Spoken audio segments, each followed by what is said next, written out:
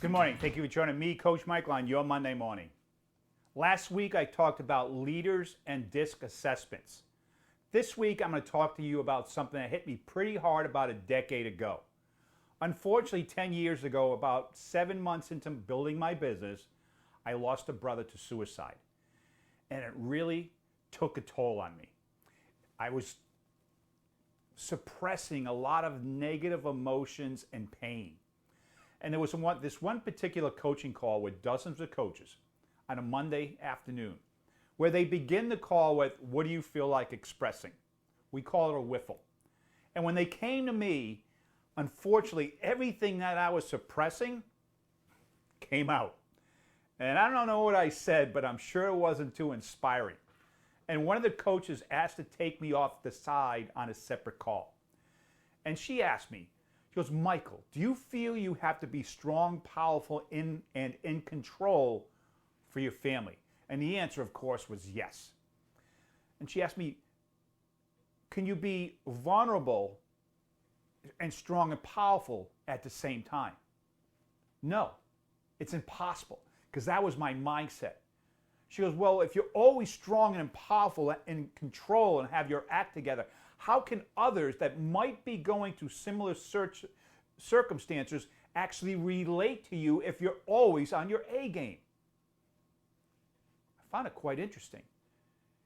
And essentially what I realized when she asked me, is it possible to be strong, in control, and powerful, and vulnerable and authentic at the same time? And I finally got it. Instead of or, it was and.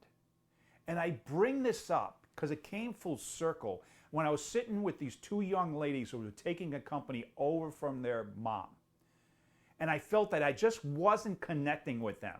I had a really nice shirt on with cufflinks. I looked like $1 million. And I asked, could I address the elephant in the room? And they said, puzzled, they said, sure. I said, I'm sure you're looking at me like I totally have my act together, and there's no way I can possibly relate to what you're going through with the challenges in your business. And they concorded exactly that's what they were thinking. And I asked, is it all right if I share what got me here?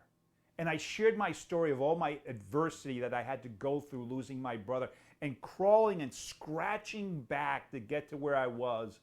And I simply said, wherever you're going, wherever you've been, or wherever you are right now in your business, been there. I am the right person to be your coach, to coach you through whatever you're going through. They looked at each other, nodded their head, said, let's proceed. And they became a client. Why? Because I was able to take my guard down, open up, and show my vulnerability and be authentic, and they were able to relate. So for all you leaders that need to be on your A game and need to be in control and need to be strong and powerful, consider being vulnerable and authentic at the same time so your team and people can relate to you. Because if we're always walking around like we have our act together, people who are going through similar circumstances or where they may be struggling, they feel that we cannot relate to them, and we're different.